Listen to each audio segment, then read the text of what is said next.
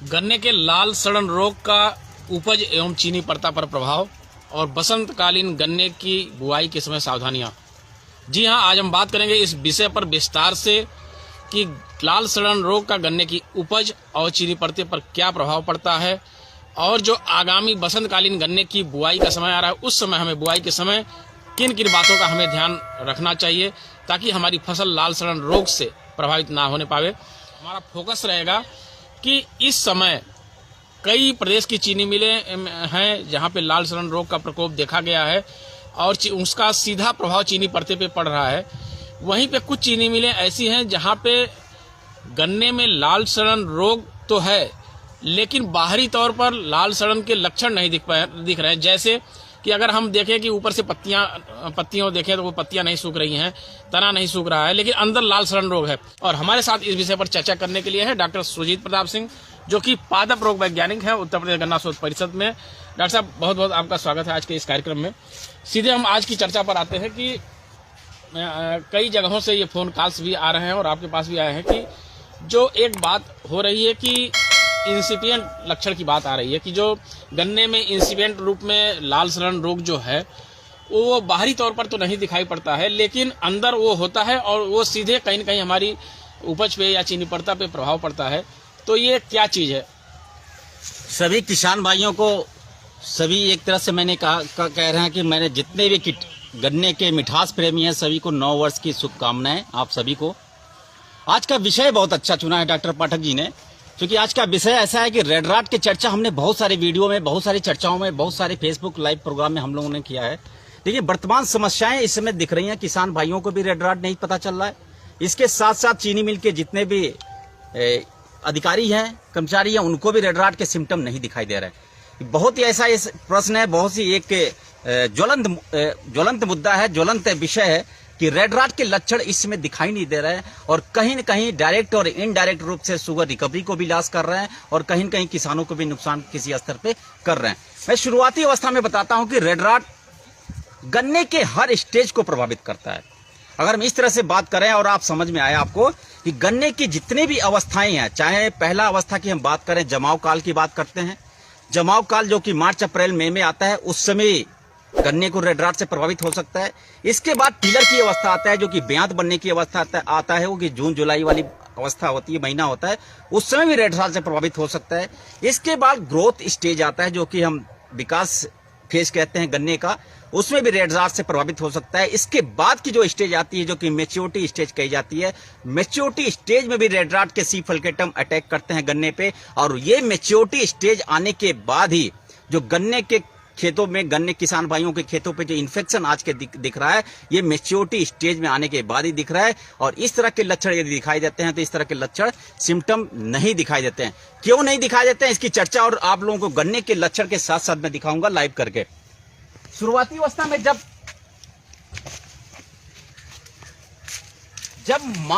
गन्ने के growth stage में मार्च जुलाई में जब इन्फेक्शन आता है, जून और जुलाई में इन्फेक्शन आता है, तो मुख्य रूप से इस तरह के लक्षण दिखाई देते हैं। पत्तियों पे लाल रंग के धब्बे मिडरी मध्य सिरा पे दिखाई देगा जो मोतियों की माला के जैसे दिखाई देगा, जो कि सभी किसान भाई, सभी गन्ने के इंडिविजुअल सभी इसको पहचानते हैं, बड़ी आसानी से पहचान लेते हैं।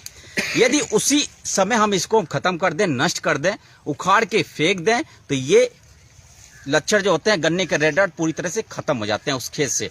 लेकिन जब किसी किसान भाई इसे पहचान नहीं पाता या कहे लापरवाही बस छोड़ देता है कि खेतों में, तो गन्ना धीरे धीरे सूखने लगता है और सूखने के बाद ये जितने भी देख रहे हैं आप रेड राट के सिम्टम दिख रहे हैं और इस तरह से गन्ना पूरे खेत में हो जाता है। जब पूरे खेत में गन्ना सूखने लगता है, ऐसी अवस्था में यदि किसान भाई इसको समूल जड़ सहित उखाड़ के नहीं फेंकता है तो ऐसी अवस्था में इसके स्पोर बाद में जाके बहुत ही घातक सिद्ध होते हैं।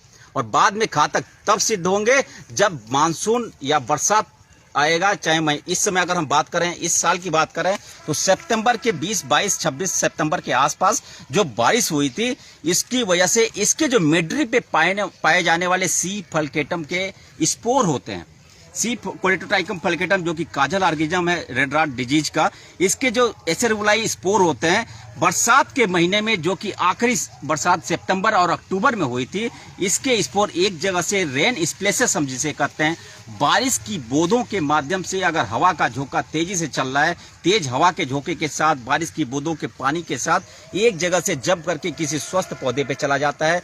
जब स्वस्थ पौधे पे जम करके जाएगा तो इसके जाने के बाद गन्ने का जो नोडल हिस्सा होता है, गन्ने की रूट प्राइमोर्डिया होता है, जो कि नोडल गन्ने की जड़ों का विकास जिस गांठ से होता है, उस गांठों पे रेड रॉट के स्पोर, यहाँ पे आप बहुत आसानी से किसान भाई इसको देखेंगे, दिखाएं जरा डिटेल में। रेड रॉट के स्पोर उस मिडरिप पौधे से फैल के रेन स्प्लेसेस के माध्यम से तने के ऊपर आया। तने के ऊपर आने के बाद बीचों बीच में इसके रूट प्राइमोर्डिया, जो कि जड़ों, जहां से जड़ों का विकास होता है, इसमें महीन महीन छिद्र पाए जाते हैं और यहां से रूट प्राइमोर्डिया के माध्यम से सी फल्केटम के स्पोर गन्ने के तने के अंदर प्रवेशित हो जाता है और अंदर जाने के बाद इस तरह के लक्षण दिखाई देते हैं। और ये महीना सितंबर और अक्टूबर में इस तरह के लक्षण दिखाई देंगे। और ऐसे लक्षण जब दिखाई देंगे, ये ऊपर की तरफ हो सकता है या बीच में हो सकता है, इस तरह के लक्षण अगर दिखाई दे रहे हैं, गन्ना पूरी तरह से सूखता नहीं है, क्योंकि इससे अंदर की तरफ जितनी भी फिजियोलॉजिकल एक्टिविटी होती हैं, चाहे वो भोजन बनाने की प्रक्रिया चल रही हो या नीचे से न्यूट्रिएंट सप्लाई का क्रिया चल रही हो, ऐसी अवस्था में गन्ना सूखता नहीं है। यहाँ पे 1 मिनट में रोकना चाहूंगा आपको कि यहाँ पे गन्ना जो दिखाई पड़ रहा है, यहाँ से मैं चाहूंगा आप बाहर से दिखाएं। ये गन्ना बाहर से कहीं लाल सड़न रोग से प्रभावित नहीं दिख रहा है। अब ये देखेंगे इसका टॉप का हिस्सा, जैसा पाठक जी अभी बात कर रहे हैं, कहीं भी रेड रॉट के लक्षण जो कि परिलक्षित होते हैं, रेड रॉट के सिम्टम होते हैं, मिडरिप लाल होती है और धब्बे दिखाई देते हैं, किसी भी तरह के इसके अगोला पे लक्षण नहीं दिखाई जा रहा है। पूरा का पूरा गन्ना हरा हुआ है। ये सवाल एक बार मुझसे हरगांव चीनी मिल के जीएम के शरद कुमार सिंह जी ने भी ये मुद्दा उठाया था और संभवतः कार्यक्रम से जुड़े भी हैं। बहुत बहुत धन्यवाद आपका। कई लोगों का ये सवाल था कि लाल सड़न बाहर से नहीं दिखाई पड़ रहा, खेत में बाहर से नहीं दिखाई पड़ रहा, लेकिन वो चीज सेम मैं यहाँ पे डॉक्टर साहब आपको दिखा भी रहे हैं कि देखिए बाहर से गन्ना नहीं लग रहा है कि रेड रॉट से प्रभावित है, लेकिन अंदर जब गन्ने को फाड़ के देखेंगे, और ये चीज दिक्कत तब आती है कि किसान गन्ना काटा, ट्राली में लोड किया और ले जाकर के सप्लाई कर दिया। सप्लाई भी ट्राली से जब गन्ना है तो क्रेन, चीनी मिलों में जो क्रेन ऑपरेटर है, क्रेन उठा करके डालते हैं, तो ये कोई देख नहीं पाता है, लेकिन कहीं न कहीं वो रिकवरी को प्रभावित निश्चित रूप से बहुत सारी। अब ये अंदर की तरफ यदि चला गया रेड रॉट के स्पोर, तो इस तरह से रेडनिंग हो जाती है, लाल धब्बे दिखाई देते हैं और लाल धब्बे दिखाई देंगे। हो सकता है इसमें रॉटिंग नहीं हो। अगर हम रेड रॉट को सामान्य भाषा में समझते हैं तो 2 शब्दों से मिलकर बना हुआ, रेड और रॉट। रेड का मतलब रेडिश हो जाएगी पैचें, और रॉट का मतलब सड़ जाता है। जब तक गन्ने में रॉटिंग नहीं होती है तो गन्ना सूखता नहीं है। रेडनिंग हो जाएगा तो अगर गन्ने के तने के इस टिश्यू में है, ये वेस्कुलर टिश्यू कही जाती है, जिसमें जाइलम और फ्लोएम वेसल्स पाई जाती हैं। यदि यहाँ पे रेडनिंग हो गई, इसका मतलब कि कहीं न कहीं से सी फल्केटम अपना इन्फेक्शन यहाँ पे क्रिएट कर दिया, और ऐसे गन्ने में कहीं न कहीं से जो हमारे सुक्रोज हैं कन्वर्ट होके ग्लूकोज और रिड्यूसिंग शुगर में परिवर्तित हो जाते हैं। स्टार्ट अवस्था में चीनी रिकवरी को कहीं कहीं निश्चित रूप से प्रभावित करता है, क्योंकि रेड रॉट का इन्फेक्शन अंदर आने से इसके जो शुगर लेवल है, शुगर कन्वर्ट हो जाता है, और रिड्यूसिंग शुगर में जब कन्वर्ट होगा, ग्लूकोज फ्रक्टोज या किसी स्टार्च में कन्वर्ट होगा, तो निश्चित रूप से रिकवरी डाउन हो जाती है। अगर किसान की बात करें तो किसान भाइयों के लिए इसके उपज में किसी भी तरह के लॉसेज नहीं है। एक अध्ययन में पाया गया है कि शुगर रिकवरी का जो लॉसेज होते हैं, इसके लॉसेस 5 से 6% से लेके 20% शुगर कंटेंट लॉस होते हैं। क्वालिटी इसकी लॉस होती है यदि रेडनिंग इस तरह से पाए जाते हैं। तो किसान भाइयों को अगर लॉस की बात करते हैं तो अध्ययन में बहुत सारे ऐसे लिटरेचर है जिसके बेस पे कहा जाता है कि इसके 85% तक इसके किसान भाइयों को उपज में लॉस हो सकता है। लेकिन आज की दशा ये हो गई है कि 100% तक किसान भाइयों के पर्टिकुलर उस प्लाट में नुकसान हो जा रहा है। उन्हें एक भी तरह के गन्ने ग्रीन गन्ने का अभाव है, उन्हें गन्ने हरे नहीं मिल पा रहे हैं। तो 100% थोड़ा सा और हम चाहेंगे और क्लियर करें, क्योंकि ये बात होती है कि लाल सड़न रोग से जब हमारा गन्ना प्रभावित होता है तो कभी कभी पूरी फसल नष्ट हो जाती है। इस कंडीशन में जैसा कि आपने बताया कि उपज पर प्रभाव नहीं पड़ता है या बहुत कम पड़ता है, इसको थोड़ा सा और क्लियर हमारे जो व्यूवर्स हैं, हमारे किसान हैं या और चीनी मिल के लोग जुड़े हैं, थोड़ा सा और क्लियर कर दीजिए कि अगर कैसे नुकसान नहीं, क्योंकि नुकसान चीनी पत्ता का नुकसान तो है। अच्छा, सूखने ना गन्ना सूख नहीं रहा इसलिए नहीं नुकसान है। हाँ, बहुत ही अच्छा प्रश्न है पाठक जी। गन्ना किसान भाइयों के लिए इस समय आर्थिक नुकसान क्यों नहीं है, इसकी चर्चा हम कर दें। इंडस्ट्री के लिए तो लॉसेज है। अगर अनजाने में जाने अनजाने में ये गन्ना इंडस्ट्री में क्रश होता है तो कहीं ना कहीं किसी भी तरह से शुगर रिकवरी पे लॉसेज दिखाई देता है, क्योंकि इसमें जो चीनी है, चीनी नहीं है, चीनी के बजाय कन्वर्ट हो जाता है, ग्लूकोज में चेंज हो जाता है, स्टार्च में चेंज हो जाता है और रिड्यूसिंग शुगर में चेंज हो जाता है।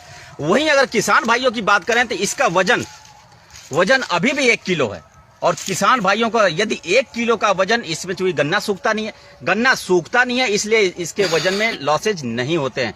अगर ये इन्फेक्शन ऊपर से नीचे की तरफ चला जाए और रूट जोन में चला जाता है तो पूरा का पूरा गन्ना सूख जाता है। और ये क्यों सूख जाता है? फिर वो रूट जोन में रॉटिंग शुरू हो जाती है।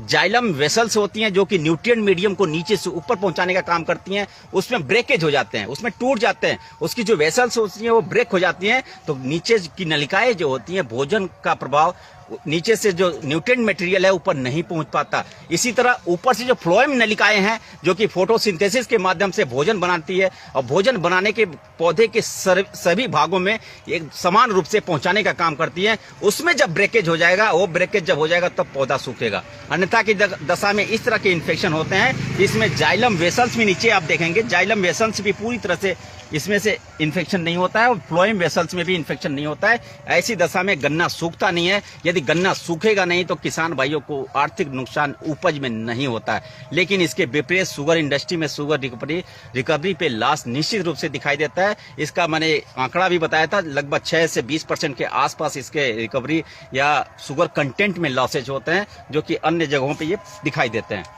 पाठक जी, ये तो बात हो गई कि जो लक्षण इसके, एक तरह से आप ये कहिए कि गुप्त लक्षण जो है, जो दिखाई नहीं पड़ते हैं, उसके क्या क्या नुकसान है और किसको नुकसान है, कहाँ पे ज्यादा नुकसान है हमारे चीनी उद्योग को। क्योंकि चीनी उद्योग का अगर नुकसान है तो अप्रत्यक्ष रूप से वो किसानों का भी नुकसान है, क्योंकि चीनी मिल की जो भुगतान की पेइंग कैपेसिटी है वो शुगर रिकवरी ही होती है। तो अगर कहीं न कहीं रिकवरी प्रभावित है तो वो इनडायरेक्ट रूप से भुगतान को प्रभावित करेगी। तो दोनों एक गाड़ी के ये पहिए हैं, किसान और चीनी मिल। बचाओ। बड़ा अच्छा डॉक्टर साहब ने डिस्क्राइब किया कि इसके जो इंसिपिएंट लक्षण है उससे क्या क्या नुकसान है। अब बात आती है डॉक्टर साहब कि ना हम पहचान सकते हैं ना कोई पहचान सकता है खेत में कि इसके लक्षण हैं। चीनी उद्योग के जो कर्मचारी हैं, जो गन्ना विभाग के अधिकारीगण हैं, कहीं कहीं वो इस तरीके से उनकी मॉनिटरिंग भी नहीं हो पाएगी एक एक गन्ना देखा जाए। तो इसका अब क्या उपचार है, मतलब किस तरीके से प्रबंध करें, क्या करें कि ताकि हम इस चीज से लड़ सकें, ये चीज ना हो, क्या किया जाए? क्योंकि इसमें एक सवाल भी है कई लोगों के कि बात यह है तो कि लक्षण नहीं दिखते हैं तो फिर हम लोग क्या करें। इसमें सवाल भी आया, अनुभव प्रताप सिंह पूछ रहे हैं कि लक्षण दिखते नहीं है। ये तो बहुत ही अच्छा प्रश्न है अनुभव प्रताप सिंह जी का कि इसके लक्षण अगर आ रहे हैं वो भी इस समय दिखाई दे रहे हैं और इस समय दिखाई दे रहे हैं, तो इससे बचाव कैसे करें। बचाव, हम आप सभी लोगों से बचाव, मैनेजमेंट ऑफ रेड रॉट के बारे में बहुत सारी चर्चाएं हमने किया, उसी चीज को मैं जोड़ते हुए इसको मैं बताऊंगा कि कैसे जोड़ सकते हैं। सबसे पहले मैंने चर्चा किया था कि मध्य सिरा लाल होती है, और मध्य सिरा लाल होने के बाद जब हमारा ग्रोथ स्टेज में गन्ना पहुंचता है उस समय गन्ना सूखने लगता है। उसी समय हम बताते हैं किसान भाइयों को कि ये पूरा का पूरा गन्ना उखाड़ के आप फेंक दें, लेकिन चूंकि गन्ना सूख जाता है तो किसान भाई या कोई अन्य गन्ना से जुड़े अधिकारी इसको नहीं उखाड़ता है। यदि उसी समय हम इसको उखाड़ के फेंक दें, उखाड़ के अगर हम फेंक देते हैं, नष्ट कर देते हैं, तो इसके जो रेड रॉट के स्पोर हैं इसके पत्तियों पे पाए जाते हैं, या आप देखेंगे इसके पत्तियों पे साथ साथ ये देखिए, ये जितने भी पिंक कलर के दिखाई दे रहे हैं ये सारे रेड रॉट के स्पोर होते हैं, जिसे हम एसेरुलाई कहते हैं। और ये एसेरुलाई पाउडर के फॉर्म में होते हैं। जब सितंबर या अक्टूबर के महीने में बारिश का आता है, बहुत तेजी से बारिश होती है, तो यहाँ से स्पोर किसी हेल्दी कन्ने पे चला जाता है रेन स्प्लेसेस के माध्यम से, बारिश की बूंदों के माध्यम से, और यहाँ से जब उड़ के दूसरी जगह चला जाएगा पानी की बूंदों के माध्यम से, तो ये गन्ना इन्फेक्शन आ जाता है, ये संक्रमित हो जाता है। इसे ही लेटेंट इन्फेक्शन का नाम दिया जाता है, जिसे हम गुप्त संक्रमण कहते हैं। जब गुप्त संक्रमण आ जाता है इस तरह से लक्षण दिखाई देते हैं। बचने का क्या उपाय है? जब शुरुआती लक्षण दिखाई दे, चाहे वो मिडरी पे मध्य सिरा लाल हो या गन्ना पे तीसरी पत्ती या चौथी पत्ती पीलापन के साथ सूखने लगता है, उसी समय इसे उखाड़ के फेंक देना चाहिए। अन्यथा की दशा में यदि सितंबर में बारिश हो गई तो इस तरह के लक्षण निश्चित रूप से अदृश्य लक्षण दिखेंगे, जो कहीं न कहीं इंडस्ट्री को लॉस पहुंचाएंगे। और किसान भाइयों को मैंने पहले ही बताया कि उन्हें किसी भी तरह के आर्थिक नुकसान नहीं होता है यदि लेटेंट इन्फेक्शन उनके गन्ने के खेत में दिखाई दे रहा है। उनके वजन में लॉसेज नहीं होते। वजन लॉसेज तभी होते हैं जब ग्रोथ स्टेज में इन्फेक्शन दिखाई देता है। जब रेड रॉट का स्पोर गन्ने के जड़ों में चला जाता है तो पूरी तरह से गन्ने को 100% यील्ड में उपज में लॉसेज होते हैं, जो कि किसानों को डायरेक्ट नुकसान पहुंचाता है। ऐसी दशा में इस लेटेंट इन्फेक्शन से बचने के लिए, गुप्त संक्रमण से बचने के लिए इस पौधे को उखाड़ना जरूरी है। यदि समय से हम उखाड़ के फेंक दें, समय से उखाड़ने के बाद इसमें ब्लीचिंग पाउडर का बुरकाव कर दें, ट्राइकोडर्मा का बुरकाव कर दें, तो इस तरह से लेटेंट इन्फेक्शन का क्रिएशन नहीं होगा और सितंबर में बारिश होने के बाद भी इन्फेक्शन का क्रिएट नहीं होगा। इस साल ही ज्यादा इस तरह के लक्षण दिखाई दे रहा है। चाहे हम जितने भी चीनी मिल का हम लोगों ने भ्रमण किया, हमारे वैज्ञानिकों ने भ्रमण किया, इस तरह से लेटेंट इन्फेक्शन निश्चित रूप से दिखाई दे रहा है। यदि इससे बचना है तो इससे पहले वाले चक्र में जाके जून और जुलाई अगस्त में जाके जितने भी संक्रमित गन्ने हैं उसे उखाड़ के अगर हम फेंक देते हैं, नष्ट कर देते हैं, तो इस तरह से गुप्त संक्रमण से बचे रहेंगे और कहीं न कहीं से जो रिकवरी में लॉसेज दिखाई दे रहे हैं उससे भी हम बचे रहेंगे और इसका समाधान निश्चित रूप से हो जाएगा यदि हम प्री प्लानिंग के साथ रेड रॉट के संक्रमण को पहले ही बचाव कर ले जाते हैं। तो कहने का तात्पर्य है कि जो कि हम लोग कई बार चर्चा कर भी चुके हैं कि अगर इसके लक्षण दिखाई पड़ते हैं तो पूरा जो क्लम्प है उसको जड़ सहित उखाड़ करके, और इसका लाइव डेमो भी किया गया था कि किस तरीके से पूरे थान को उखाड़ के फेंक दें और उसके नीचे ब्लीचिंग पाउडर या थायोफेनेट मेथाइल की ड्रेंचिंग कर दें, फिर उसको ये पूरा डेमो किया गया है। तो वो तरीका आप अपना सकते हैं, क्योंकि डॉक्टर साहब ने बताया कि वहीं से शुरुआत वहीं से होती है।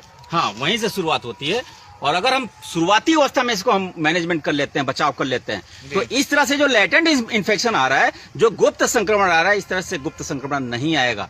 बारिश का मौसम अगर आता है, चाहे सितंबर में या अक्टूबर में, अगर उसके पौधे, उसके खेत में किसी भी तरह के इन्फेक्टेड पौधे नहीं है, संक्रमित पौधे नहीं है, तो वहां से रेड रॉट का जो स्पोर का स्प्रेडिंग होती है, जो कि वहां से प्रसार होता है, वहां से उड़ के विंड के माध्यम से, पानी के बूंदों के माध्यम से एक जगह से दूसरी जगह जो जाता है उसका प्रसार नहीं होगा और इस तरह से लेटेंट इन्फेक्शन का क्रिएशन उनके खेत में नहीं दिखाई देगा। और निश्चित रूप से इस तरह से इन्फेक्शन नहीं दिखाई देगा तो कहीं न कहीं रिकवरी पे भी लॉसेज नहीं होंगे और उपज में कभी भी किसी भी दशा में लॉसेज नहीं होते हैं। सितंबर और अक्टूबर में इन्फेक्शन आ जाता है, क्योंकि न बढ़ने का एक और कारण है, इसमें इन्फेक्शन आ जाता है लेकिन ये इसके ग्रोथ नहीं हो पाते हैं। ग्रोथ इसके पीछे कारण क्या है, जैसे ही सितंबर या अक्टूबर में इन्फेक्शन आता है, आप देखेंगे इन्फेक्शन आने के बाद, ये अभी नहीं आया, ये सितंबर या अक्टूबर में जो बारिश हुई है वहां पे इन्फेक्शन इसमें आ गया, इसमें रेडनिंग हो गई, रेडनिंग के साथ साथ रॉटिंग भी शुरू हो गया, तो इस तरह से दिखाई दे रहा है। लेकिन टेम्परेचर फेवरेबल नहीं होने के एक और कारण है कि इसका प्रसार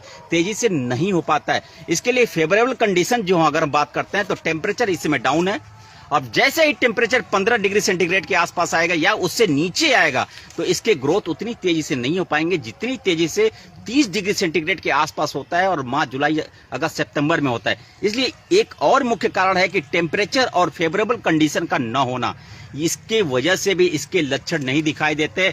यदि 30 डिग्री सेंटीग्रेड में इस तरह के लेटेंट इन्फेक्शन अंदर की तरफ हो, बहुत ही जल्दी इसका ग्रोथ विकास हो जाता है और जड़ों में प्रवेशित होते ही इसमें रॉटिंग शुरू हो जाती है और रॉटिंग शुरू होते ही पूरा का पूरा गन्ने में आपको लालिमा दिखाई देगा। ऊपर सिम्टम जो कि इसमें टॉप हरा दिखाई दे रहा है, इसमें टॉप इस तरह के ग्रीन दिखाई दे रहे हैं, इसमें सिम्टम दिखाई देने शुरू हो जाएंगे यदि फेवरेबल कंडीशन होगा तब।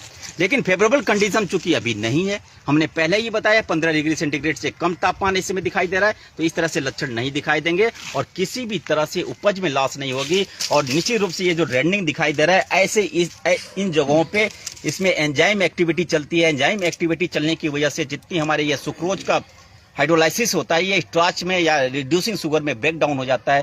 जैसे ही ब्रेक डाउन हो जाएगा तो जो शुगर कंटेंट होते हैं उसके सीधे डायरेक्ट लॉसेस होते हैं और जब डायरेक्ट लॉसेस होते हैं तो कहीं न कहीं से शुगर क्रिस्टलाइजेशन में इसमें प्रभाव चीनी उद्योग में दिखाई देते हैं। और यही कारण है, एक ये भी कारण हो सकता है उसका कि चीनी रिकवरी का कम होना एक मुख्य कारण हो सकता है, latent infection of sugar cane का होना उस खेत में। जी।